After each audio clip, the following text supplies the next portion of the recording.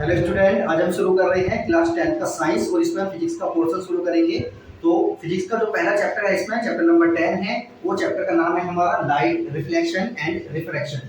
तो इसके बारे में हम पढ़ेंगे रिफ्लेक्शन क्या होता है, रिफ्रैक्शन क्या होता है, लाइट क्या होती है, लाइट की क्या क्या प्रॉपर्टी होती है, लाइट की क्या डेफिनेशन हो सकती है। तो देखिए लाइट क्या है, it is a form of energy. Light एक हमारी एनर्जी की फॉर्म होती है।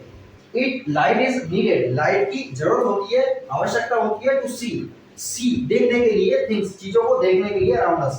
तो हम जो अपने आसपास की चीजों को देखते हैं वो लाइट के थ्रू ही देखते हैं। लाइट अगर नहीं होगी तो हमें चीजें नजर नहीं आती। जैसे कि हम अपने अंधेरे वाले कमरे में जाते हैं तो हमें चीजें नजर नहीं आती। जैसे हम लाइट को ऑन करते हैं, स्विच को ऑन करते हैं, तो जैसे ही रोशनी होती है, उजाला होता है, तो सारी चीजें हमें ठीक तरह से नजर आने लगती हैं।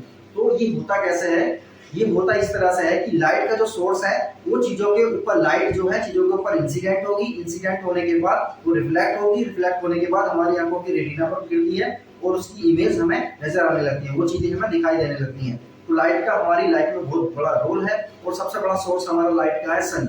उसके बाद जो हमारे ये ट्यूबलाइट वगैरह, बल्ब वगैरह, ये सब हमारी लाइट के सोर्स हैं। तो देखिए अब हम इसमें देखते हैं कि नेचर ऑफ लाइट, लाइट का नेचर कैसा होता है। तो सबसे पहला पॉइंट है हमारा, light consist of electromagnetic wave.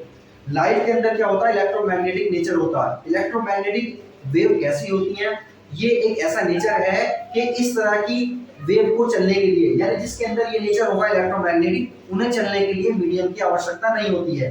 मतलब क्या है, which do not require a medium, material medium for their propagation। इन्हें चलने के लिए किसी भी मीडियम की आवश्यकता नहीं होती है। जिस तरह से हमारा साउंड वेव होती है, साउंड वेव को चलने के लिए हमें मटेरियल मीडियम की आवश्यकता होती है, सॉलिड, लिक्विड या गैस, कुछ ना कुछ होना चाहिए। लेकिन लाइट को चलने के लिए किसी भी मीडियम की आवश्यकता नहीं होती। इसका एग्जांपल हम इस तरह से देख सकते हैं कि जैसे कि सन से लाइट हमारे यहाँ तक आती है, सन के और अर्थ के बीच में खाली है, स्पेस है, कुछ भी नहीं है, मतलब कोई भी मटेरियल मीडियम नहीं है, लेकिन तब भी उसके बाद भी सन की लाइट हमारे अर्थ तक आसानी के साथ पहुंच जाती है। तो लाइट का नेचर कैसा होता है, इलेक्ट्रोमैग्नेटिक होता है। और इसका मतलब क्या है, इसको चलने के लिए मटेरियल मीडियम की कोई आवश्यकता नहीं होती है। सेकंड वाला देखिए, light travels in straight line.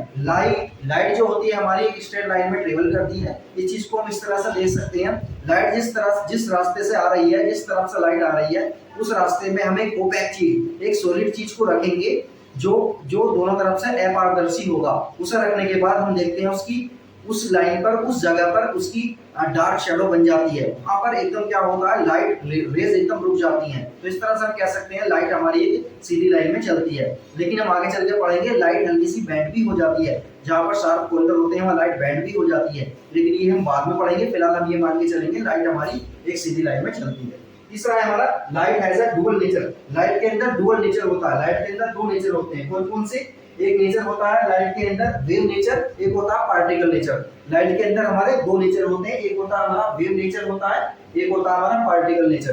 तो इन सब को भी हम समझेंगे कि वेव नेचर क्या होता है, पार्टिकल नेचर क्या होता है। देखिए लाइट के साथ जैसे ही हमने कुछ एक्सपेरिमेंट किए तो कुछ चीजें तो हमारी वेव की तरह, कुछ एक्सपेरिमेंट तो ऐसे थे जो वेव के थ्रू ही प्रूव हो सकते थे, तो लाइट ने वो शो किए। तो इसका मतलब लाइट के अंदर वेव नेचर होता है। लेकिन कुछ हमारे एक्सपेरिमेंट ऐसे थे जो सिर्फ पार्टिकल ही कर सकते थे, तो लाइट ने वो वाले एक्सपेरिमेंट भी प्रूव किए। इसका मतलब क्या है, लाइट के अंदर डुअल नेचर होता है। और आज हम ये मानते हैं पूरी तरह से कि लाइट के अंदर दोनों नेचर होते हैं। अब से पहले हम मानते थे कि लाइट के अंदर सिर्फ पार्टिकल नेचर होता है, जैसे कि न्यूटन ने थ्योरी दी थी। लेकिन बाद में पता चलता चला गया कि लाइट के अंदर, और आज हम प्रेजेंट में जानते हैं कि लाइट के अंदर दोनों नेचर होते हैं। क्योंकि बहुत सारी चीजें ऐसी होती हैं जो पार्टिकल नेचर शो करते हैं, बहुत सारी चीजें ऐसी होती हैं जो वेव नेचर शो करते हैं। तो आज हम मानते हैं लाइट के अंदर दोनों नेचर होते हैं। अब ये देखिए हमारा ये कंप्लीट हो गया है, लाइट को, नेचर ऑफ लाइट क्या होता है हमने अच्छे से समझ लिया है। अब हम आगे बढ़ेंगे और ये देखेंगे कि रिफ्लेक्शन ऑफ लाइट क्या होता है, रिफ्लेक्शन ऑफ लाइट के क्या क्या रूल्स हैं, उन सबको हम आगे चल के देखेंगे। तो वीडियो को देखते रहें और वीडियो को ज्यादा से ज्यादा शेयर करें, चैनल को सब्सक्राइब करें, लाइक करें, कमेंट करें।